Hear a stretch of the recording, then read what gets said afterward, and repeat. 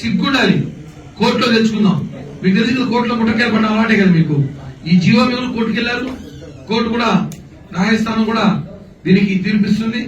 ఒకటే చెప్తున్నాం, ఏదైతే వారాహి యాత్ర పవన్ కళ్యాణ్ గారు ప్రారంభించబోతున్నారని చెప్పి వారాహి వెహికల్ నంబర్ రిజిస్ట్రేషన్ కాడి నుంచి వారాహి వెహికల్ వెళ్ళినప్పటి నుంచి ఈ రోజు వరకు కూడా మమ్మల్ని చూసి భయపడుతూ ఉచ్చబోసుకుంటుంది ఈ ప్రభుత్వం. ఇప్పటికీ ఎలాగైనా సరే పవన్ కళ్యాణ్ గారి యాత్రను ఆపాలని చెప్పి ప్రయత్నం చేస్తుంది. దానికోసం కొత్త కొత్త జీవోలు, కొత్త కొత్త రూల్ తీసుకొస్తున్నారు. ఈ జీవోలు బీవోలు మాకు పనిచేయవు.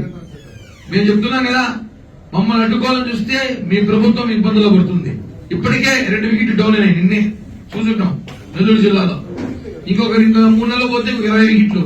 మొత్తానికి ఒక 6 నెలల తర్వాత మీ పార్టీలో 170 నియోజకవర్గాల్లో సగం నియోజకవర్గాల్లో అభ్యర్థులు దొరకరు.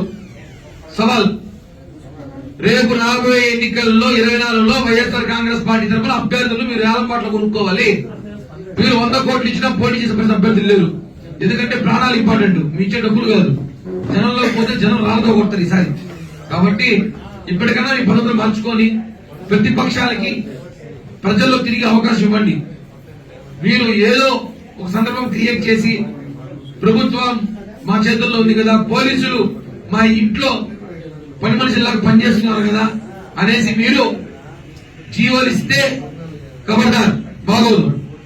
మమ్మల్ని జన సైనికుల్ని, జనసేనని, వారాహిని ఆపే దమ్ము ఈ రాష్ట్ర ప్రభుత్వానికి లేదు. మీకు నిజంగానే దమ్ముంటే ఈ ప్రభుత్వానికి రేపు ఎల్లుండో కేంద్ర మంత్రి అమిత్ షా గారి ప్రోగ్రాం ఉందంట ఈ మధ్య కాలంలో. ఆయన ఆపండి చూద్దాం. జీవో ఇవ్వండి ఆయనకి. అవంతా చేయరు, ప్రతిపక్షాలకు ఇస్తారు.